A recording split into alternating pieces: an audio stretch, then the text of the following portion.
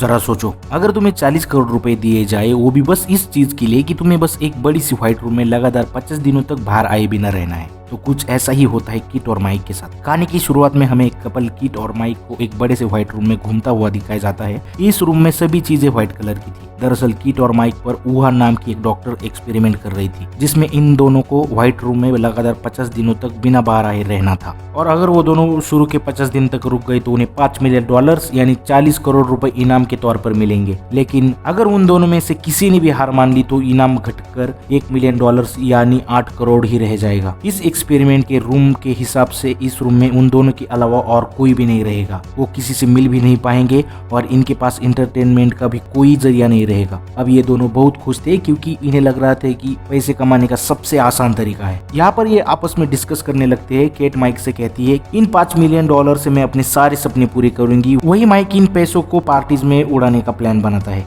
और केट से कहता है कि इतना पैसा आने के बाद हमें कभी भी पैसों के बारे में नहीं सोचना पड़ेगा। थोड़ी देर बाद उनको एक डिवाइस की आवाज आती है जो उन्हें यहाँ के रूट्स के बारे में बताती है। अब वो लोग एक रूम में थे और इस रूम में उनके पास सिर्फ एक बेड, एक बेंच और एक सिंपल सा बाथरूम था, जहाँ पर मॉनिटर लगा हुआ था, जिसमें इस रूम में रहने के सारे रूल्स लिखे हुए थे, जिनमें से एक रूल ये भी था कि एक ही टाइम पर एक इंसान बाथरूम का इस्तेमाल कर सकता है। यहाँ दीवार पर एक रेड बटन भी था जिसको प्रेस करके कोई भी हार मानकर यहाँ से बाहर जा सकता था। वहाँ लगे मॉनिटर पर टच करके वो लोग अपने लिए खाने पीने का सामान मंगाते थे और इसी के ऊपर एक क्लॉक लगी हुई थी जिसमें उनके 50 दिनों का टाइमर चल रहा था। और इसी रूम में केट और माइक के लिए डेली न्यूट्रिशन का एक डिजाइनर बॉक्स आता था जिसमें उनके खाने पीने का सामान होता था। रूम की लाइट्स रात होने पर ऑटोमेटिकली ऑफ हो जाती थी और सुबह होने पर ऑटोमेटिकली ऑन भी हो जाती थी। इस रूम में समय के साथ साथ रूम की लाइट्स रात होने पर ऑटोमेटिकली बंद हो जाती थी और सुबह होने पर ऑटोमेटिकली ऑन भी हो जाती थी। इस रूम में समय के साथ साथ सुबह, दोपहर, शाम और रात होने का अनाउंसमेंट भी ये डिवाइस करती थी,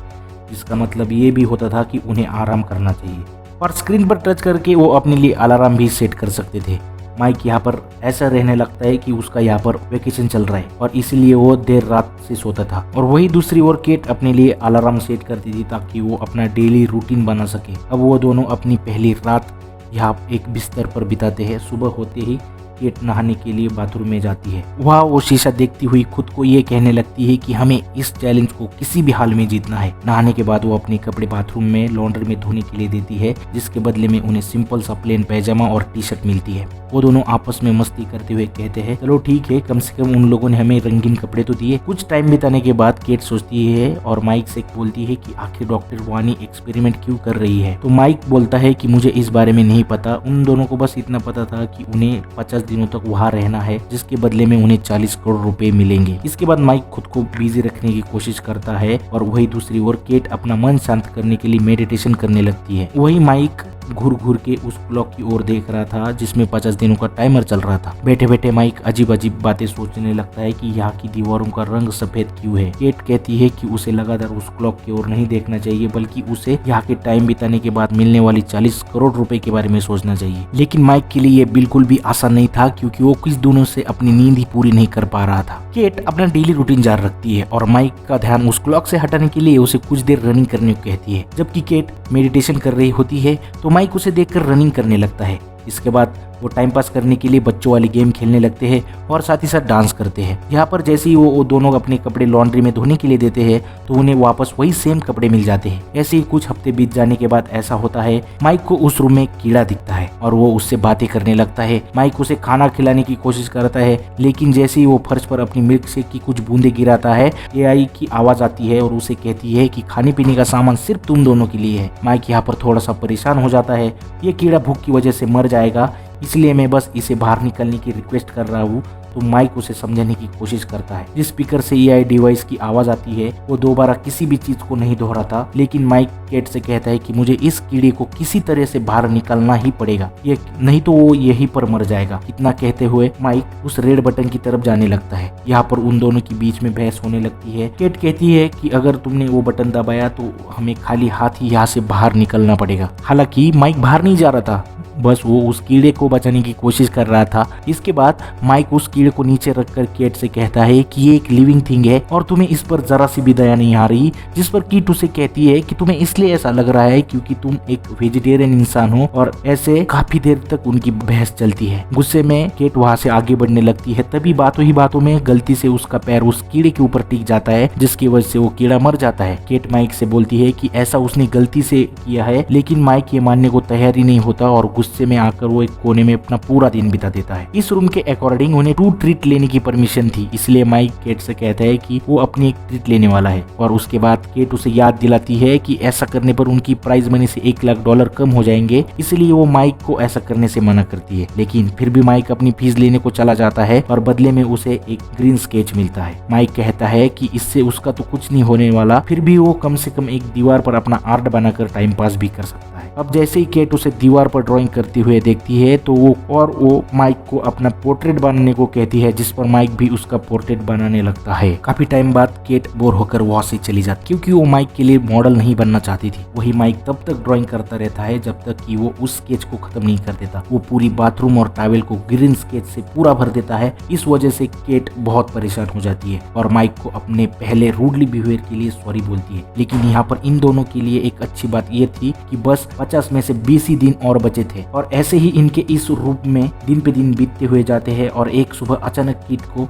बाथरूम में एक गन मिलती है और ये दोनों हैरान और परेशान हो जाते हैं कि ये गन आखिर यहाँ पर कैसे आई। बाथरूम से वो गन उठाकर दोनों बेड के नीचे फेंक कर छुपा देते हैं, क्योंकि एआई डिवाइस ने उन्हें लॉन्ड्री में कपड़ों के अलावा और कोई भी चीज देने से सख्त मना किया था। कुछ दिनों बाद उन्हें कुछ रिवॉर्ड मिलता है, जिसमें इनके फैमिली और फ्रेंड्स के मैसेज दिखाई जाते हैं। माइक अपनी सिस्टर का मैसेज देखता है जो उसे बताती है कि वो कैसी है और मॉम और डैड कैसे है, और अपनी बहन को देखकर माइक बहुत खुश हो जाता है। लेकिन जब केट को उसके डैड का वीडियो मैसेज दिखाया जाता है तो उसके डैड कहते हैं कि अब वो रोड पे नहीं बल्कि एक शेल्टर में रह रहे हैं। और केट उस वीडियो को रुकवाना चाहती थी, लेकिन उसकी कई बार मना करने पर भी वो वीडियो नहीं रुकता। तभी वो बाथरूम की ओर जाती है और वहाँ पर जाकर वो जोर जोर से रोने लगती है। माइक उसे चुप कराने की कोशिश करता है। इसके बाद वो दोनों साथ लिपट कर सो जाते हैं। अब जैसे ही सुबह का अलार्म बजता है तो केट अपने बेड से नहीं उठती, क्योंकि वो डिप्रेशन में चली गई थी। जब उसे माइक न उठने की वजह पूछता है तो वो बताती है कि उसने अपने डैड को कई सालों बाद देखा था। वो हमेशा माइक से झूठ बोलती रही कि उसके डैड नहीं है, क्योंकि वो अपने डैड को लेकर बहुत शर्मिंदा थी। और वो उसे बताती है कि उसके डैड बहुत ज्यादा ड्रिंक करते थे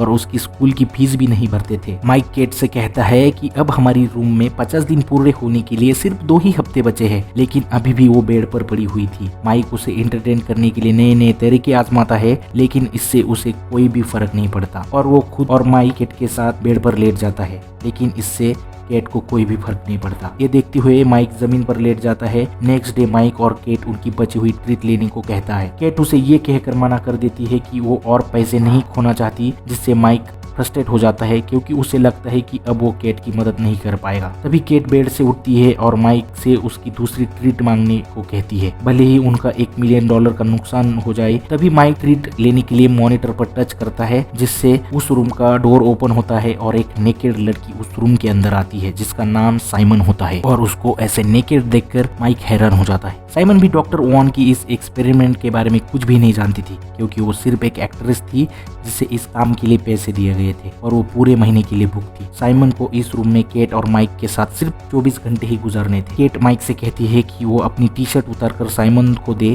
ताकि वो अपने आप को थोड़ा बहुत कवर कर सके। साइमन माइक की ड्राइंग को देखकर उसकी तारीफ करने लगती है, जिससे केट और भी ज्यादा गुस्सा हो जाती है। रात होने पर माइक उन दोनों लड़कियों को बेड पर सोने के लिए कहता है और खुद जमीन पर सो जाता है। इसके बाद केट को इन दोनों की हरकतों से बहुत ज्यादा चिढ़ रही थी, इसीलिए माइक को बेड पर सोने के लिए बुला लेती है और खुद इन दोनों के बीच में सो जाती है। यहाँ पर पूरी रात केट को चैन से नींद नहीं आती और वो सुबह उठती है तो वो देखती है कि साइमन बेड पर नहीं है। यह देखकर वो सोचती है कि वो शायद साइमन यहाँ से जा चुकी है, लेकिन दरअसल साइमन बाथरूम में थी और वहाँ बिना कपड़ों की नेकेड घूम रही थी। केट ये चीजें झेल सकती थी, इसलिए वो शांत रहती है। इसके बाद वो तीनों रूम में यहाँ डांस करना स्टार्ट कर देते हैं, एक दूसरे को किस करने लगते हैं और इससे माइक को इतना ज्यादा नशा चढ़ जाता है कि उसे हेलुसिनेशन होने लगता है। इससे अपनी हर तरफ खून ही खून दिखता है। माइक अपने आप को पानी में डूबता हुआ देखता है और वह पानी में अपना छोटा भाई को भी देखता है और जिसके साथ ही वो डूब रहा था। इसी के बीच केट और साइमन माइक को होश में ले आती है, लेकिन वो अभी भी पैनिक कर रहा था। जोर जोर से रोने लगता है और वो एक ही चीज़ रिपीट कर रहा था कि मेरे भाई शॉन को डूबने से बचा लो केट। पर केट उसे अपने ही बेड पर सुला देती है।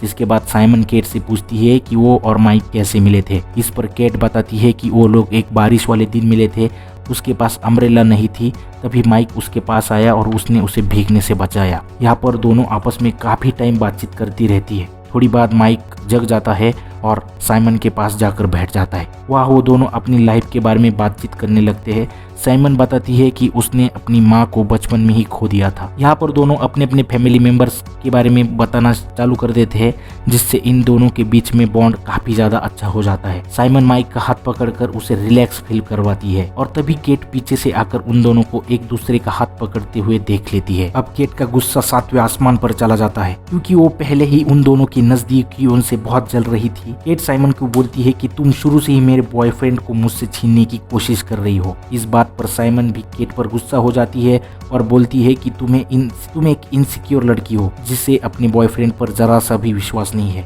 यहाँ पर ये दोनों एक दूसरे पर चिल्लाना शुरू कर देते हैं। तभी माइक गुस्से में आकर उन दोनों पर चिल्लाता है और यहाँ से जाने लगता है। थोड़ी देर बाद केट साइमन से माफी मांगने की कोशिश करती है, लेकिन साइमन उसे उसके गुस्से को ये कहकर भड़का देती है कि उसने माइक के साथ ऐसा कुछ भी नहीं किया था। नेक्स्ट मॉर्निंग जब माइक उठता है तो वो कुछ ठीक नहीं फील कर रहा था। अब साइमन भी रूम से जा चुकी थी, लेकिन जाने से पहले उसने माइक के लिए एक मैसेज छोड़ दिया था, जिसमें लिखा हुआ था कि कभी किसी ने मुझसे इतना प्यार नहीं किया। केट ये मैसेज माइक को दिखाती है और उस पर भड़कने लगती है कि तुम मुझसे चीट कर रहे हो। माइक केट को समझाता है कि जो भी साइमन ने लिखा है वो सब झूठ है। वो कहता है कि इस रूम में ये सब जानबूझकर किया जा रहा है ताकि वो दोनों आपस में लड़े, हार मान ले।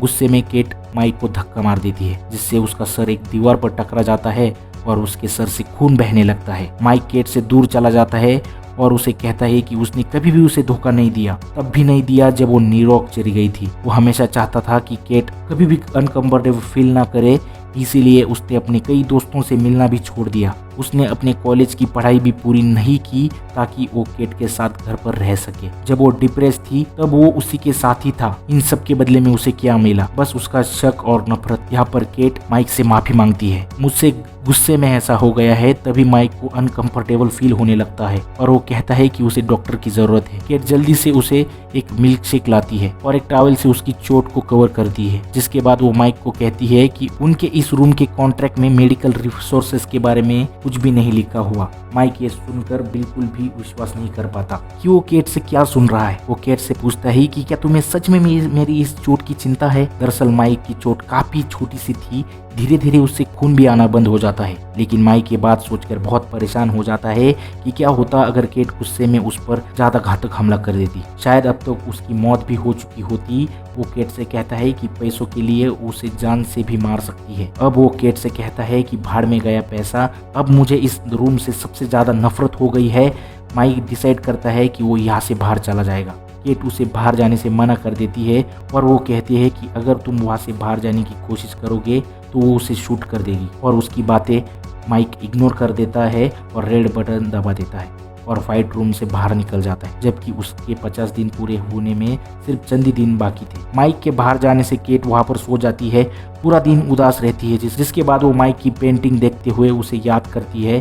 केट के इस रूम में सिर्फ 2 दिन बचे थे जिससे वो चैलेंज को जीत जाती, लेकिन केट वो 2 दिन पहले ही उस रेड बटन को दबाकर वहां से बाहर निकल जाती है। और कुछ महीने बाद हम माइक को जॉगिंग करते हुए देखते हैं, जो अब सिंगल था। जॉगिंग करते वक्त वो केट की बिल्डिंग के पास से गुजरता है। रास्ते में अचानक वो केट से मिलता है, जहाँ पर हमें पता चलता है कि इस रूम से बाहर निकलने के बाद कई महीनों तक ये दोनों एक दूसरे से नहीं मिले थे। इसके बाद ये दोनों यहाँ से साथ मिलकर डिनर पर जाते हैं। रास्ते में माइक केट से पूछता है कि क्या उसने रूम का रेड बटन दबा दिया था। केट इसका जवाब नहीं देती, लेकिन उसके बाद जो कुछ भी हुआ उसके लिए केट माइक से माफी मांगती है और वो दोनों वहां से चले जाते हैं। तब कैमरा एक बिल्डिंग पर फोकस हो जाता है, जिस पर साफ साफ लिखा था कि इस बिल्डिंग का निर्माण एक बहुत बड़े डोनेशन से किया गया है, जिसके डोनर ने अपना नाम नहीं बताया। मूवी के एंडिंग में हम देखते हैं कि उसी रूम में एक नया कपल चैलेंज को एक्सेप्ट करता है और यहाँ पर ये मूवी खत्म हो जाती है। गाइज, अगर आपको ये वीडियो थोड़ा सा भी पसंद आया हो तो वीडियो को लाइक कर देना। चैनल पे आप नए हो तो सब्सक्राइब भी कर सकते हो। और हाँ, मिलते हैं ऐसे किसी नई वीडियो के साथ। भाई तब तक के लिए